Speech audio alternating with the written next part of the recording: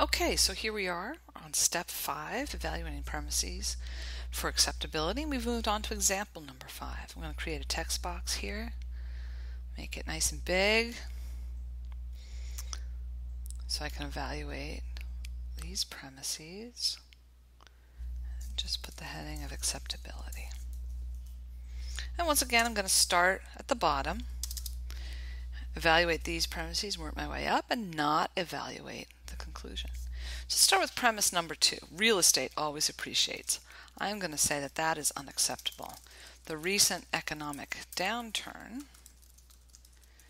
included significant depreciation of real estate.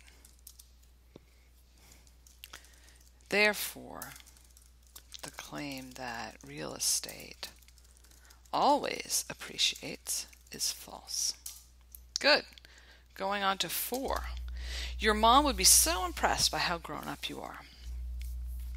There would be a lot that I would need to know whether this claim is true. I need to know who the person is. I need to know who the mom is. I need to know if the mom's the kind of person who'd be impressed by that.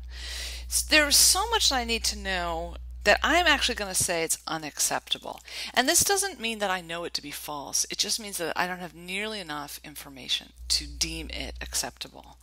I don't have enough information about the person in question, the person's mother, their history, or what impresses the mother to make any kind of judgment about this claim.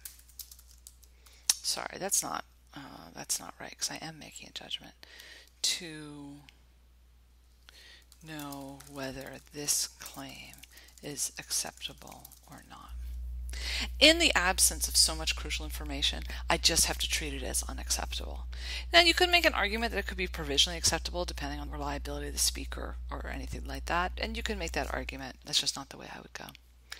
So 3, now remember, because we don't have access to the next 2 criteria, I have to take 3 on its own without consideration of the sub-argument. So you will definitely get your money back.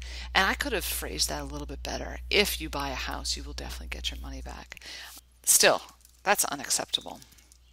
Many U.S. citizens have lost money as a result of purchasing their homes immediately before a serious economic downturn. Therefore, one cannot assume that one will get the money that one puts into a house purchase back. Now notice I'm using some of my background knowledge here. I'm someone who didn't know about the economic downturn or didn't know about some of the effects of the economic downturn, may not know that those claims are unacceptable. At least they're unacceptable in my judgment. So again, you have to use the knowledge that you bring to any argument. But if you didn't know anything about real estate prices or their role in contemporary U.S. economics, you probably would want to at least call these provisionally acceptable, if not just unacceptable, until you found out more. 5, you would finally earn your mother's respect. Very similar to 4. I mean, really, I'm going to just copy that because it's really the same thing. I don't know if this person will earn their mother's respect. I would need to know a lot more. Okay. Going on to the last premise, 6. Interest rates are really low. Acceptable.